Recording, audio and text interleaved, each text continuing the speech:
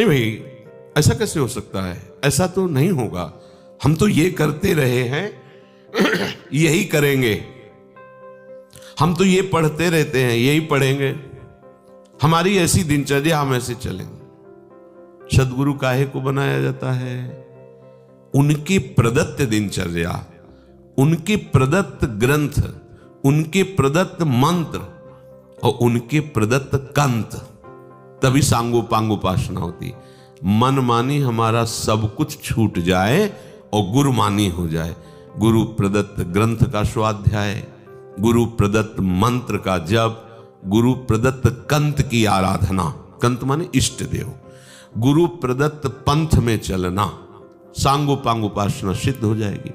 आना तो इसमें है ना, पर उपासक समय नष्ट करता रहता है। जब आपको बिहारी जी की तरफ जाना है तो आपको इधर दिल्ली वाले मार्ग की जानकारी क्या काम आएगी?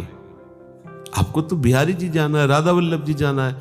तो अगर बिना जानकारी के भी कदम बढ़ाओगे तो आगे आगे बिहारी जी आपको लेते चले जाएंगे, अपने तक पहुंचा देंगे, बिना जानकारी के भी पहुंचा देंगे। वो ऐसे कृपालु है, किसी न किसी रूप में आके, हाँ अब बिहारी जी जाना चाहते हो, हाँ हाँ वो उधर मत मुड़ना, इधर चले जाओ। वो आप जगत गुरु हैं, किसी न किसी रूप में आके वो बता देंगे।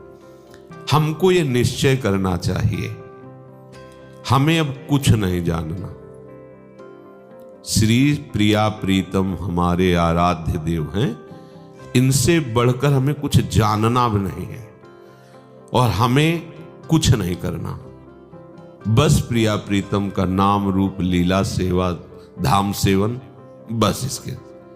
आप देख लो, अभी कुछ ही दिनों में आपकी वृत्ति आनंद से उमगने लगेगी। ये जो अन्य अवलंब है, अन्य स्वाध्याय है, अन्य भाव है, अन्य चिंतन है, यही लाडली जू तक पहुंचने में बाधा पहुंचा रहा है। आप समझो, उपासक को जब हम ये प्रमाणित करके कहते हैं कि तुम कितना स्वाध्याय करोगे, कितना करोगे, अब भी एक इतना बड़ा बॉक्स रखा होगा, छाती से इतना बड़ा बॉक्स, जिसमें ग्रंथ ही ग्रंथ रखे हैं। जब नैष्ठिक ब्रह्मचारी थे ना, यही चलता था। सब जहां तक पहुंच हुई, गीता पृष्ठ और भी पृष्ठों से संपादित, बंबई आदि से कई, उनसे सब ग्रंथ मंगा मंगा कर स्वाध्याय किए। ब्रह्म चिंतन की पुष्टता करने वाले दार्शनिक ग्रंथों का भी स्वाध्याय दर्शन हुआ। सब करके हम तुम्हें बता रहे हैं, समय नष्ट मत करो। सबका सार एकमात्र आराध्य देव में तन्मय होना है। तन्मयता की तरफ तो कदम नहीं बढ़ा रहे हो। अन्य अवलंबन, अन्य चिंतन, अन्य भाव, इसको बनाए हो, कैसे आपकी बात बनेगी? और ब्रह्म प्राप्ति का जो साधन है, अब सामर्थ्य नहीं तुम्हारी कि कर सको। और ब्रह्म प्राप्त भी जिस रूप माधुरी की जरा सी झलक पा करके मोक्ष सुख को थुतकी कृत्य बता दिया, उस सुख की तरफ तुम्हारा मुंह हो गया है। उधर तुम सन्मुख हो रहे हो, पीछे काहे की तरफ देखते हो? अब हमारे सामने केवल प्रियाजू का रूप, लालजू का रूप, उनका नाम, उनकी महिमा, उनका ये लालजू वो हैं जो कहते मैं ब्रह्म की प्रतिष्ठा हूं। प्रियाजू वो है जिनकी नख कांति से जो तेज प्रकट होता है, उसे ज्ञानी लोग ब्रह्म ज्योति के रूप में दर्शन पाकर उसी ज्योति में लीन हो जाते हैं। ब्रह्म तेज को ज्योति जहां योगेश्वर धरे ध्यान, ताही को आवरण ता नहीं पावे को जान, श्री ध्रुवदास जी महाराज वर्णन करते हैं। काहे को इधर उधर भटको, लाडली जू के महल में आ गए हो, लाडली जू की उपासना मिल गई, बस सर्वोपरि रस है, सर्वोपरि तत्व है, सब अवतारों के अवतारी हैं। अब हमारे मन को और कोई भी अन्य अवलंबन, अन्य साधना, अन्य भावना छू न जाए, यही हमारी साधना है, हमारी यही साधना है। उपासक समझ नहीं पा रहे। अगर आपका लक्ष्य है इसी जन्म में भगवत प्राप्ति, तो समय नष्ट मत करो। आपका साधन निश्चित हो चुका है और आपका साध्य निश्चित हो चुका है, बस आप चल दो।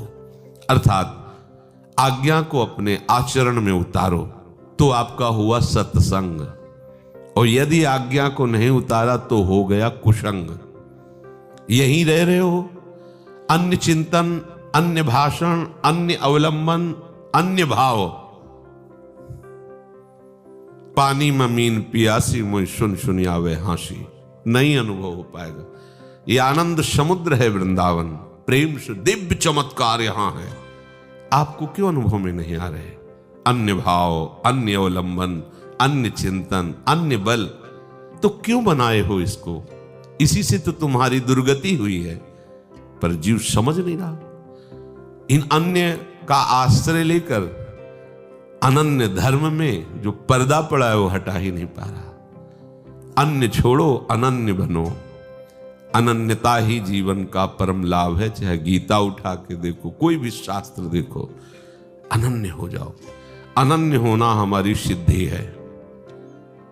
मन वचन कर्म से अपने आचार्य इष्ट के अनन्य हो जाना। सेवक जी क्या कह रहे हैं? मन कर्म वचन त्रिशुद्ध सकल मत, हम श्री हित हरिवंश उपासी। अगर आप अन्य का त्याग करके कुछ ही समय अनन्य भाव से उपासना कर ले तो मन ही प्रेम रस भेव, मन प्रेम रस में डूब जाएगा। मन क्यों नहीं प्रेम रस में डूब पाता? कहते हैं ना, डूबने वाले को तिनके का सहारा काफी होता है। वो आपने तिनकों को क्या बड़ी बड़ी मूल जड़ों का सहारा ले रखा है जो माया का पोषण करने वाली है। शरीराभिमान, बुद्धि का अभिमान, अन्य अवलंबन, अन्य भाव, अन्य चिंतन। समझो इस